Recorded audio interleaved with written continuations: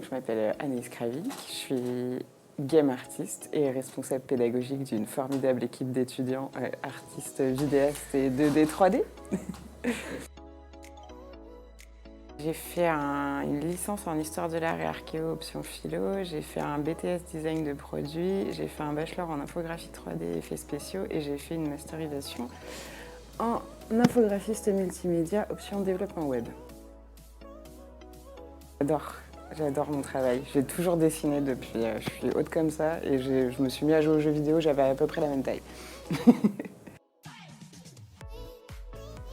Complètement, continuer de développer la section, du coup, continuer de développer les branches des différents étudiants, continuer d'aller chercher des intervenants qui soient encore plus pluriels que ce qu'on a déjà actuellement, parce qu'on a déjà très très bon, pousser vers l'international encore plus, pour que vous puissiez vous aussi faire des work and travel à l'étranger en gros. C'est un petit peu ça l'idée, et puis l'option, pour moi on m'a confié la clé d'un superbe jardin. Vous êtes les plantes en devenir, donc je vais essayer de vous trouver les meilleurs jardiniers du monde pour qu'on ait le plus beau des jardins. Les points les plus négatifs, je pense que vous l'avez tous compris, ma bête noire c'est l'administratif. C'est vraiment pas ma tasse de thé. Les points positifs, c'est que c'est une chance immense de pouvoir participer à vous former tous. C'est une grosse responsabilité, en tout cas c'est quelque chose qui me tient énormément à cœur. Mais c'est une énorme chance de participer directement à la créativité de ce qu'on aura à l'avenir, de ce que vous serez amené à produire. Donc ça, c'est vraiment chouette. On a une super équipe, une directrice hyper investie, hyper dynamique, et des collègues aussi. Donc ça, c'est vraiment top. Et en plus, je suis techniquement en temps partiel, ce qui fait que je garde mon métier d'artiste à côté, donc c'est chouette. Ça dépend du coup, parce que je fais plein de choses différentes. Du coup, j'illustre des romans quand j'ai des contrats pour illustrer des romans. Sinon, je fais des toiles, tout simplement, où là, pour le coup, il n'y a pas de commande. C'est moi qui m'éclate à faire des toiles, des 1 mètre par 1 mètre, tous les formats, et je les vends sur des galeries, je les expose, ce genre de choses. Le reste du temps, c'est plus pragmatique. Je fais du marketing art pour des entreprises de jeux vidéo de différentes tailles. Donc en gros, ça va surtout consister en ça, le gros de mon métier. Et à côté de ça, je continue de me former sur Houdini, par exemple, pour faire des effets spéciaux, des choses comme ça en 3D. Ah bah oui, et puis j'ai eu d'autres métiers surtout dans ma vie. J'en ai fait plein d'autres métiers. J'ai été boulangère, barman, buraliste, j'ai été assistante urgentiste, j'ai été commerciale pour divers trucs. J'ai bossé dans des associations pour aller recruter des bénévoles, des donateurs. J'étais enquêteur TCL. J'ai fait plein de jobs avant celui-là.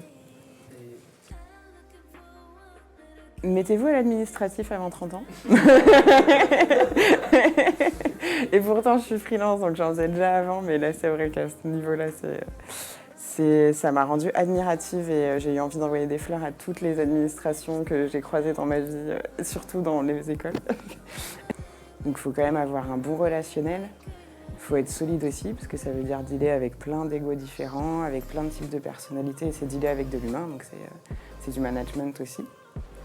Autant pour des étudiants, pour vous fédérer, pour venir vous récupérer quand vous partez, quand vous êtes un peu plus en fatigue. Tout ça, c'est du management, c'est hyper important. Et c'est grâce à ça que vous allez avoir de la réussite aussi, parce qu'on vous aura accompagné vraiment au cas par cas. Donc il y a ça, mais il y a aussi cette partie-là pour les intervenants, d'être rigoureux, d'aller les chercher, de les challenger sur ce qu'ils vous demandent, ce qu'ils vous amènent. Il faut être hyper organisé, mine de rien, vraiment hyper organisé. Ah bah oui, complètement. Moi, je suis très fière de votre classe notamment. On a beaucoup de bons retours des différents professeurs, des intervenants. Moi, je vous vois progresser tous. Donc je suis hyper fière. C'est pas une pédagogie qui correspond à tout type de personnalité, la pédagogie par projet.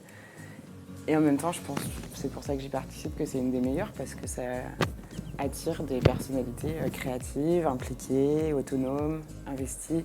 Vous êtes tous là à cet instant maintenant, alors que vous n'êtes pas obligés d'être là, vous avez ni cours ni partiel. Donc ça montre, pour moi ça, c'est mon retour sur investissement. C'est voir que vous avez envie d'être à l'école, que vous avez envie de continuer d'apprendre, que vous avez découvert vraiment votre métier, ce qui vous plaît, et qu'en plus on vous en donne les moyens et qu'on avance tous ensemble vers ça, c'est le plus beau des cadeaux que vous puissiez me faire.